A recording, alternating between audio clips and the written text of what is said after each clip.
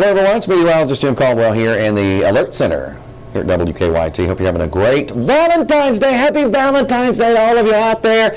Whether you're loving somebody or loving the weather, there's some love in the air because you can really enjoy this today. Right at this moment, we are already tracking temperatures that have reached the 50s. A lot of them down across southern and eastern portions of Kentucky. I've got Somerset, Monticello at 52, 50 in Middlesboro. We're just cruising right along here. As we move through the rest of the day, you'll see those numbers go mid to upper 50s. Models have a hard time here lately really projecting some of this warmth. I think there's so much more potential to get us up to that next level. Now, let's watch this part. You get into Thursday, and I think this is pretty close to normal, or not normal, but accurate, because we end up above freezing out there for early on Thursday morning. We're out ahead of a system. You can start to see the first traces of it right there. That right there is a frontal boundary. It's a weak front, but it's still going to bring maybe a stray shower. Temperatures out ahead of this are going to soar. We're back in the 50s. It gets breezy, too.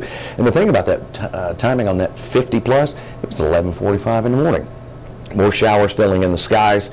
You've got numbers dropping off on Friday, though. So we were around 40 Thursday morning. On Friday morning, we're hovering around freezing. So you can see some things changing. It's because of that front. It wasn't a potent one, but it did tap into some colder air. Now we continue on our track and on our journey. And we can see, this is known as the IBM, of course we know the computer company, IBM graph model, okay? It is projecting rain initially because we have all kinds of 40s out there, but it also has a swath of snow and some of that colder air catching up. This is 6 p.m. on Friday evening. Then we all get kind of covered in that snow. This does go a little bit further, but I don't have the timer set to go that far out, but I've got another model I'm going to show you here in a second. But first, I want to talk about something sweet and kind and loving. And no, it's not him. It's the rest of your day. Looking pretty good. Our temperatures will end up in the 50s for lunch and dinner time out there. So do enjoy that. My snowy thoughts. Next snow chance, next precipitation chance, for that matter, is coming at us for Friday evening and into the early morning hours on Saturday. Well, it's going to start off as a period of rain or some of a wintry mix.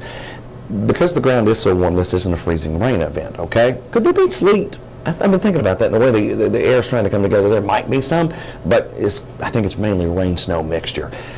Snow runs the show all night, though, according to the latest trends, and some accumulation will be possible. All right, this is the GFS, and you notice here it brought in rain, a mix, and then snow.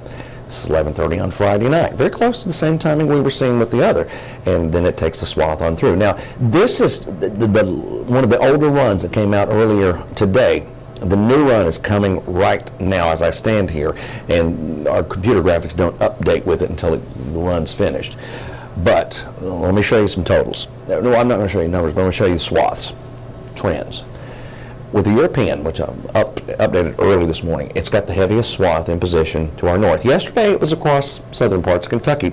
So when it goes back and forth and it's not that big of an area, that's actually comforting.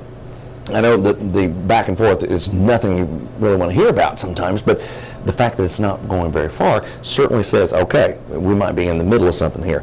And let me see if the snowfall map is updated. It hasn't. Okay. I looked at one before I walked out here from the GFS because, again, on my database on my computer, I can see it. But again, this weather computer, the software for it will run it all the way out, and it has to complete the run.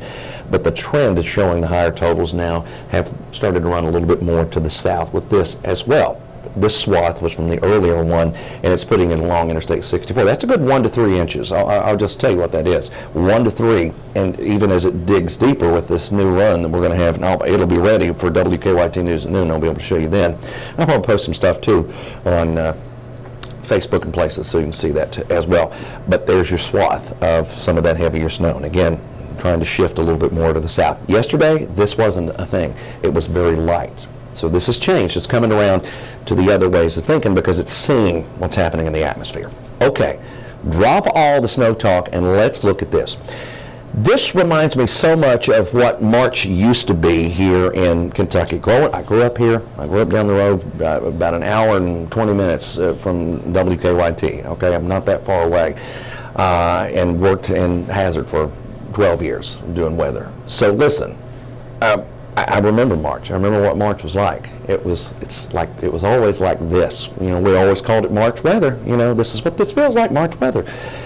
February has the looks of March weather, because what's happening is we're going to get a shot of some colder air behind this system as we get into the weekend. Watch it breaking out over Canada. Now, it digs in ever so slightly, knocking our highs down. So your temperatures and wind chill readings are going to tank. I think we have single-digit wind chill ratings this weekend on Saturday night, Sunday morning especially. We're really going to drop out there. But notice, this is what I'm talking about. It has a March look to it. Watch how quickly that shot of the really cold air goes away. It starts lifting back, goes through the northeast, and we're still on the chilly side, but that ridiculous cold, it doesn't linger for very long. So just some signs of change out there. You can't keep the cold locked in long enough.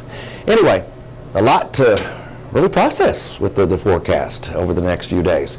And we'll be breaking it down again coming up on WKYT News at noon. That hits your television and your streaming service in about 28 minutes or so. We appreciate you so much for stopping by.